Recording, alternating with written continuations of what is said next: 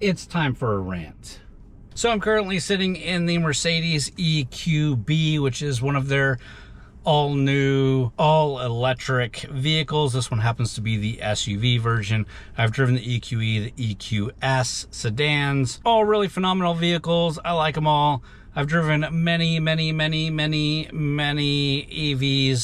over the last few years. And I hate to be the guy, but there's always one issue, which always comes down to charging. So one of the things I always say in my reviews is if you have a home charger, put in one of the high capacity chargers.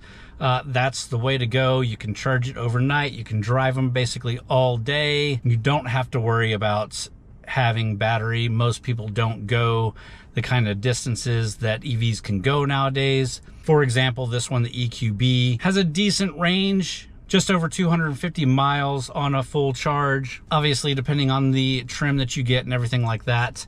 And that's pretty average nowadays, 250 to 300 miles of range on an EV. And this one is an SUV version, so obviously it's a little bit less. And most people aren't doing that. Most people are doing the 30-mile range, 40-mile range is pretty far for a one-way commute. Of course, here in Texas, a 30-40 mile commute is kind of an everyday thing that we deal with thanks to our sprawling suburbs, but we won't get into that in this video. What I do want to talk about is infrastructure, EV charging, and some of the pains that I've had even as an automotive reviewer and getting these things all situated. So when I started reviewing EVs, there was really no good option for charging. I would have to plug it in at the house. I don't have a 240 volt charger. I don't have anything higher than that. So I just have the 115 wall socket, and those charge incredibly slow. Even charging overnight, not really feasible for owning an EV. You need one of those higher capacity chargers for sure. Of course, the problem with that becomes your electric bill. They say the 240 volts, having your car plugged in overnight, is basically like running your dryer constantly all night. It may be cheaper than putting gas in a vehicle, but it's still a hit on your electric bill at home. Of course, you can drive to a charger and plug it in. They're getting higher wattages. They're getting easier to find, and in some decently convenient locations. So that's always an option. And of course, like I said, I don't really have a good option at home. So that is my go-to option when reviewing vehicles these days, is coming to a charger away from the house and getting the thing charged before I start shooting the review on the vehicle, so that I know I have plenty of charge for driving it around for the review after driving it for a full week to really get to know the vehicle. Because I'm not one of the reviewers that just let it sit in the driveway and then go out and do one drive for a video or one drive so that I can take notes for a written review. I drive the crap out of these cars. We put the family in them. We go some distances. I really get to know them during the week of having it. And then at the end of the week is when I shoot my video.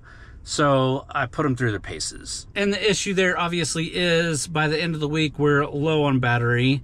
So you definitely have to charge it before I can do anything. The closest fast charger to me is in Royce City, which is about a 20-mile drive from my house. If you want to be a creep and try to figure out around about where I live, whatever. That one's in a Walmart parking lot, so it's a decent location. I took the Ford Lightning there one time, parked it, started charging it, went to Whataburger, had breakfast, came back out, and I think I was around 80% charge. Easy, no issues. The last 3 times I've been there, the chargers were half broken, not working. Even plugging into the 350 watt charger, I was only getting around 40 on the charge, so it was super slow. And I definitely don't mind paying for it, but I am on a time crunch, so I want to get as efficient as I can. And then it's today where I go and basically none of them are working. The car specifically also has to pair with the charger. You can't just plug it in and kind of start going and pay yourself, which is different than the other even Mercedes that I've been in, where you can just plug it in, pay yourself, and kind of go. This one you have to sync it with the charger, which was an issue. So the one I was trying to sync to, it wouldn't pair with, and the other ones there were just out of service, even though they showed up as working on the menu saying I could sync to them. So issues all around there. And it's not just that location. I've had other locations that I've went to, chargers were broken, not turned on, not working, whatever it was. I went to one location that had chargers that I've used before, and it showed up on the map just fine, said they were available. Went to the location, they were all ripped out because they were installing new chargers, which is fine, update the infrastructure, but it was a waste of another like 20-30 miles of range just going there and back. And then you have what I'm sitting at now, which are the free slow chargers that charge around 7-8 kilowatts, whatever it is, that literally charge at a turtle's pace. Might as well be at home with it plugged in, charging while I'm sitting inside in the AC. Now, I've seen other comparisons with the Tesla chargers versus all the other chargers. We do have news that Ford and GM vehicles are switching to using Tesla chargers, or at least opening it up. We do have news that Tesla chargers are opening up to all vehicles with an adapter. We do have a few Tesla arrays around me, but I've never been able to use them because I've never had a vehicle that it actually works with. And I don't think the ones here have the connector to be able to connect to these vehicles. Last time I checked, it wasn't there, so I doubt it's changed. And while I've never had a Tesla for a week to review to be able to compare, I have heard from other reviews and people that own Teslas that those charging systems are much better.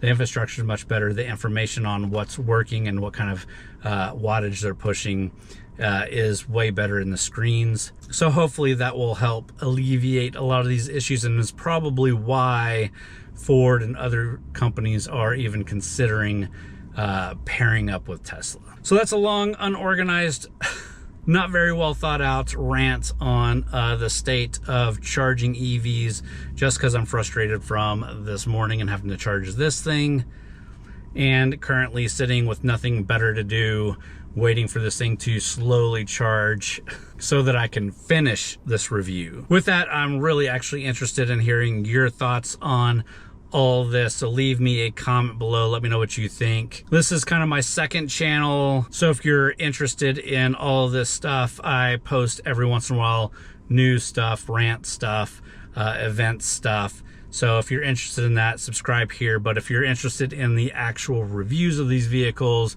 go check out the main channel, txgarage. I'll leave it linked down in the description or up in like an iCard or something like that, or at the end of this video. But with that, I'm done ranting. See you next time.